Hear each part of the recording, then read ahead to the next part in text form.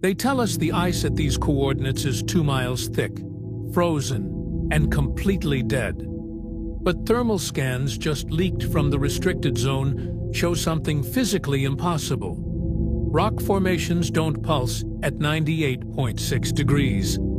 Subterranean ruins don't generate localized, shifting heat signatures. And they definitely don't breathe. Whatever is trapped beneath this glacial shelf isn't just an ancient city. It is a dormant ecosystem. A world history tried to bury. An empire older than the ice itself. The global military presence enforcing the Antarctic Treaty isn't trying to keep us out. They are trying to keep it in. Deep beneath the frost, a clock is ticking.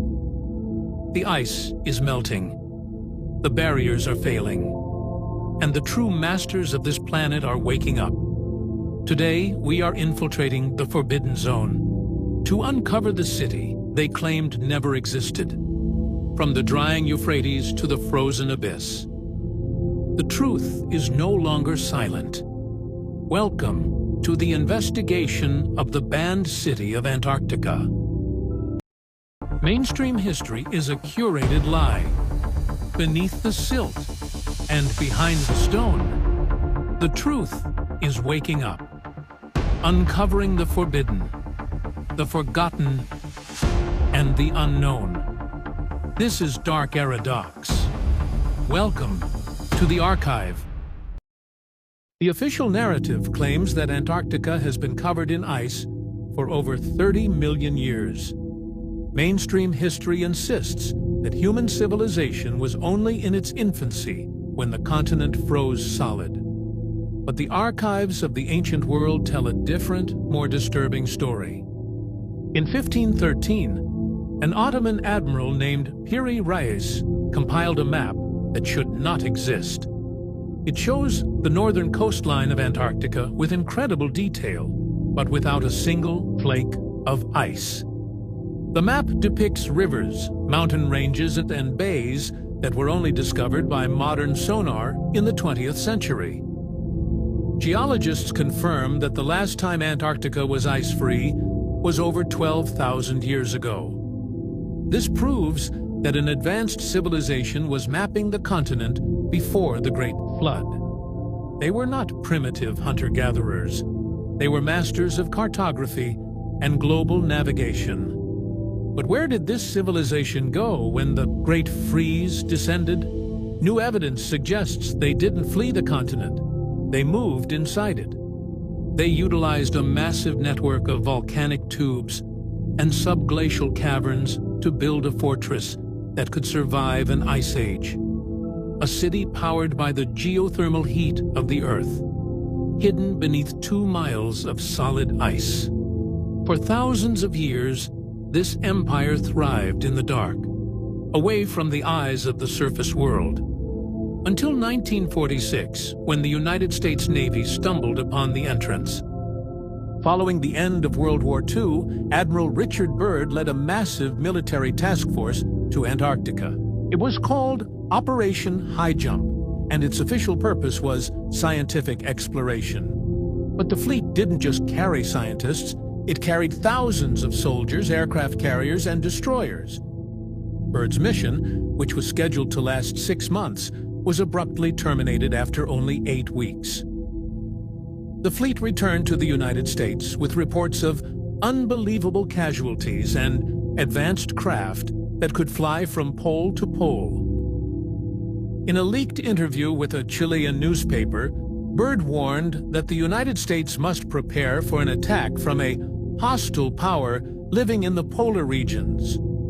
He described a land beyond the pole that was warm, green, and inhabited by a high-tech civilization.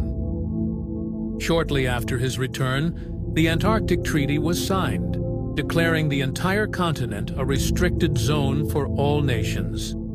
Today, the most sensitive areas of Antarctica are guarded by a multinational military force. These zones are designated as no-fly zones, where civilian satellites are blocked from capturing high-resolution images.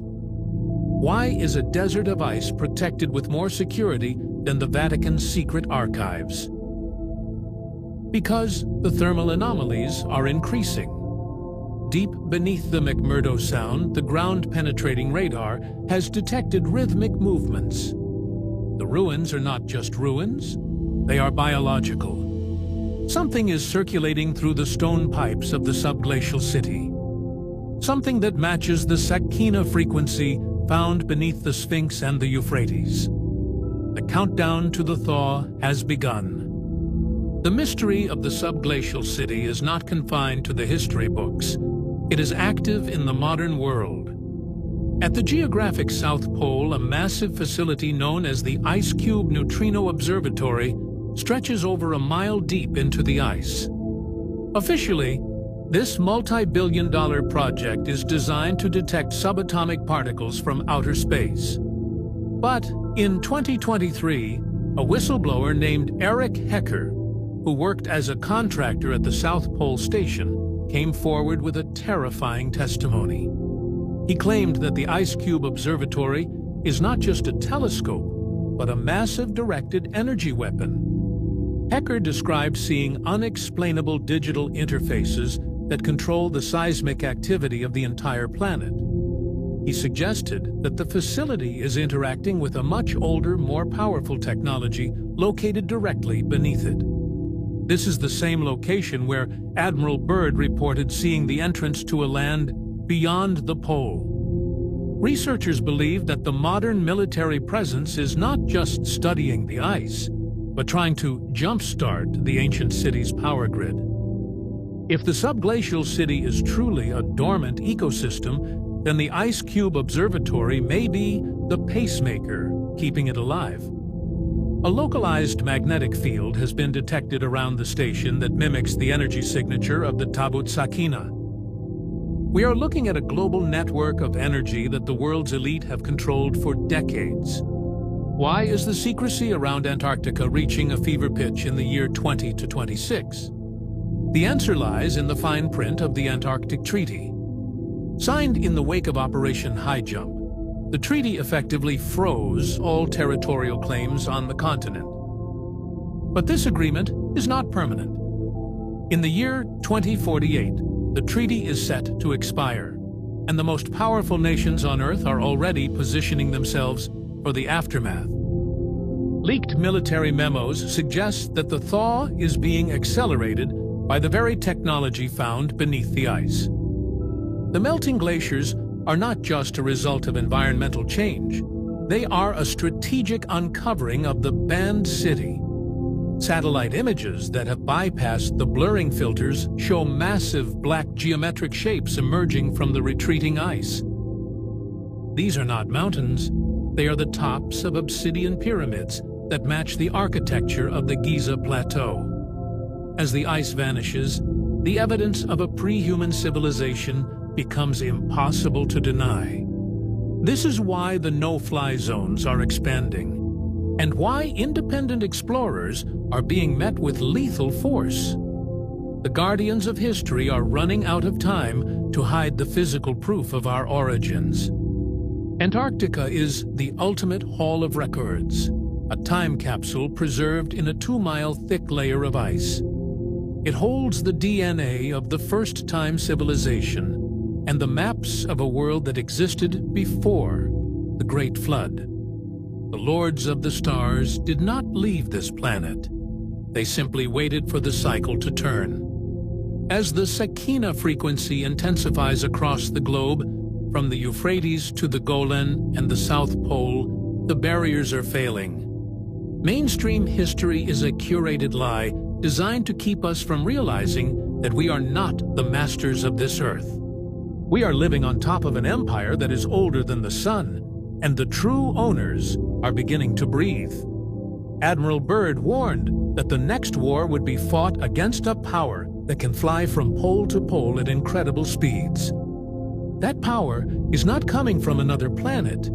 It is coming from beneath our feet. The countdown to the revelation is no longer measured in centuries, but in years.